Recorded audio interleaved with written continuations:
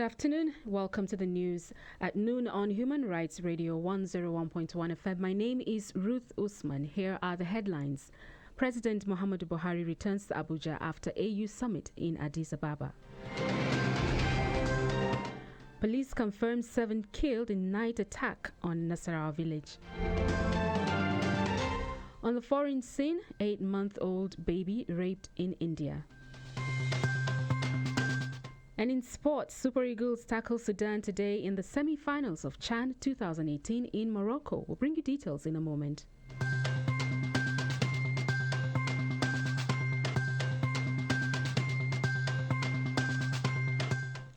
President Muhammadu Buhari has returned to Abuja after a successful outing at the 30th African Union Summit in Addis Ababa, Ethiopia. The theme of the 30th AU Summit was Winning the Fight Against Corruption, a sustainable path to Africa's transformation. President Buhari had on January 27 started his 4-day engagement in Addis Ababa when he joined 14 other members of the Peace and Security Council of the African Union to discuss conflict and crisis situations across the continent. The meeting also discussed the issue of the derailment of national development programs in the continent. Buhari expressed Nigeria's grave concern over the increasing threats posed by transnational terrorism and the attendant humanitarian crisis. He called for more concerted effort by the African body and the international community to address the global scourge.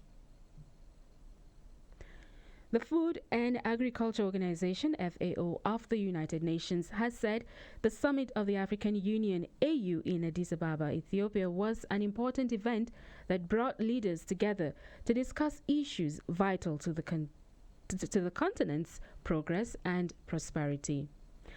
On one of the issues the UN said was related to ending hunger and boosting nutrition. In this report, some Nigerians advise on how hunger can be tackled in the country. We all know that there's hunger. What federal government can do that? They say that they have manufactured local rice, but we are not seeing anything. And the local rice that they are selling is higher than the one that they are importing. We are not seeing it. There's a lot of hunger. Some people went to farm, and there is not enough. You need to empower them. Let them give them loan to go and farm. If you go to our streets, villages, and towns, you see that hunger is so much. Rice is 18,000. The middle of Gari is 300 naira. Hunger is so much in our country. You cannot buy things. The little the farmers can bring from their village, when they bring it to the town, it goes up. So the production level is not enough. There is hunger in Nigeria, very terrible one, like never before. I believe that something can still be done if we are ready and willing to tackle hunger in Nigeria. Is possible. We are blessed with natural resources. Stop them taking our natural resources outside and then bring it back for us to buy. I think that is one aspect that they can use to reduce poverty in this country, because anytime there is fuel scarcity, transportation will go up, everything will be high. There is so much to be done regarding to hunger in this country. People are seriously hungry. There are some policies they can introduce to be able to reduce this hunger. They should be serious and do something at the federal level, down to state level, so that hunger will reduce. The United Nations declared rights to access quality education and to an education that is directed towards the full development of the human personality cannot be overemphasized. This right, some Nigerians are saying, is the most violated in the country as a result of the deplorable state of education infrastructure in the nation. Reacting to federal government's proposed plan to declare a state of emergency in the education sector, some people say there is need to identify the issues properly and tackle them with all sincerity. People don't give what they don't have. You need to, first of all, train these teachers, these mushroom teachers. These people don't really have basic qualification to teach. And when you feed the young mind with wrong information, they grow up with those wrong information. The federal government should do something about teachers training college. They should make sure that they equip these teachers, they train them, because when the teachers are not well trained, it's garbage in, garbage out. So for the mess to stop, before the government employ any person, he or she must pass through thorough protocols. And the teachers or the lecturers, they are doing their best, but the issue is that the students, they don't want to breathe. The idea of declaring the state of emergency in the educational sector is a very fantastic idea. If the minister can at least stand by his words, I think it's going to bring out something fantastic, and some of our students, they will no more have interest in going to school abroad. They really focus on government schools so that even the poor and the rich can be able to attend the same institution. Our teachers, something should be done about them. The first thing is to face the state government because they are the problem. They are the one that the federal government and trust academics on their hand. The only thing federal government can still put effort, they should send more money on education and then call the governors again. They should not rely on their effort. In respect of the education sector, if you go to the street today, you see so many young youths roaming about who are up to go to school. Federal government knows what to do in respect of education to make our children comes brighter for future. The House of Representatives Committee on Electoral Matters has asked the Independent National Electoral Commission, INEC, to forward its budget estimates for the 2019 general elections within 30 days. The committee, headed by Aisha Duku, gave the directive during the 2017-2018 budget defense. Addressing the session, Duku urged the Commission to ensure accountability and transparency in its budget. Duku also stressed the need for the Commission to put necessary measures in place towards the conduct of free, fair, and credible elections in 2018 and 2019. Incidents of child trafficking has risen to an alarming stage as on daily basis cases of medical personnel, parents, and illegal children homes selling babies are reported across the country. Frida Gideon is a 20-year-old and she was on Brekete Family Program on Tuesday. She told a story of how her child was taken from her. When I was pregnant at 9 months, my grandmom asked her friend to come and take me to her house so that I would deliver there. So when I got there 1 week, I delivered there. After 2 days, they took the baby away and I could not find the baby. Up to now, they are telling me the baby was sick, that they took the baby to Ghana. Now they are telling me that the baby died and I cannot see her, that they buried the baby in Ghana. I want Brekete family to get my baby back. The Brekete Family Project, which responded swiftly to the issue, called in officials of the National Agency for the Prohibition of Trafficking in Persons, NAPTIP, to take over the case and ensure that she recovers her baby. The first things first is we have to prove she has a child. Then when we prove she has a child, then know who the father of the child is. When we establish all those facts, we know why was the child removed from her custody, because this is a custody issue. And then we understand the basics of the matter first before we can take any decision or any action as such.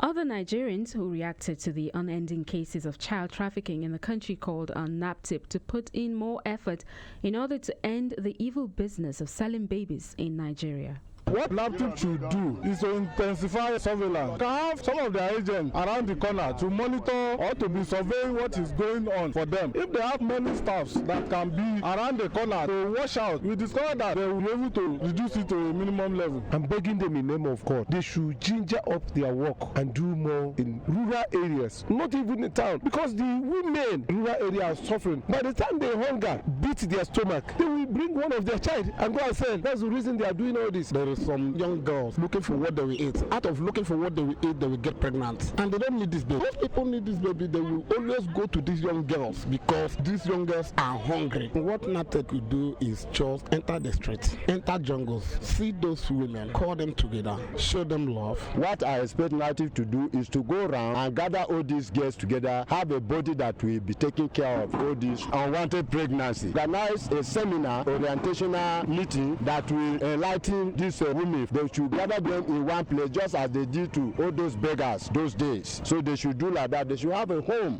The NAPTIP should try as much as possible, synthesize them. Let it be team meeting in each local government. Send their officers. Let them have meeting in the town hall and tell them the implication.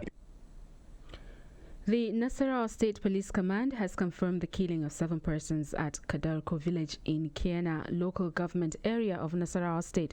According to Kennedy Idrisu, spokesman of the command, the victims were killed by gunmen that invaded the village on Monday. He described the incident as saddening, noting that a special police team had been deployed to the area to forestall a recurrence.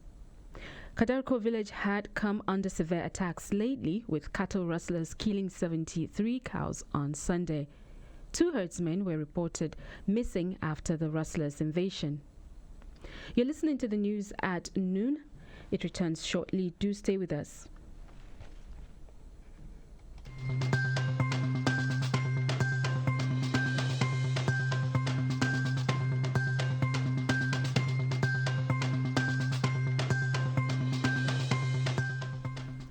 Welcome back. On the foreign scene, an 8-month-old baby girl has been raped allegedly by her cousin in the Indian capital, Delhi.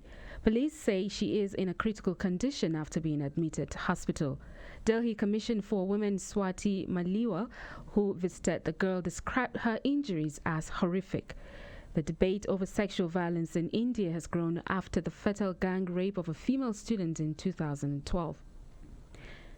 Maliwal tweeted that the baby had undergone a 3-hour operation. The distressing case of assault of an infant has shocked India and prompted them to wonder whether they have reached a new low. In sports, Nigeria Super Eagles Team B will today slug it out with Sudan in the ongoing African Nations Championship CHAN in semi-finals. In this interview, football fans told Human Rights Radio in Abuja that they are happy with the Salisu Yusuf boys.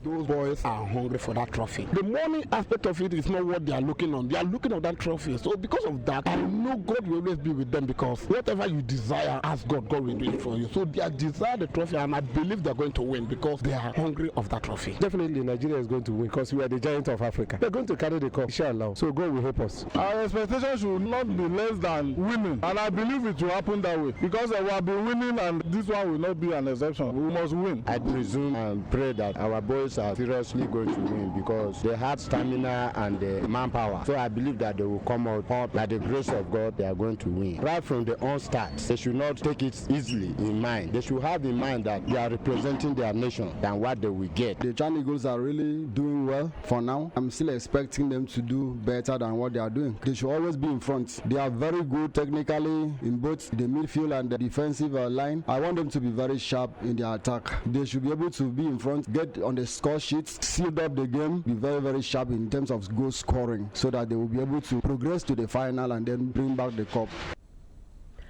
Meanwhile, the Super Eagles were supposed to get $2,000 each as winning bonus, but instead asked the Nigeria Football Federation to halt the payment. Nigeria went a goal down to Angola, but turned the tide to merge 2-1 winners, sealing a place in the semi-finals. A win today will see them to the finals of the game, which will be played on Sunday. Well, that's the news, but before we go, here's a reminder of our top stories.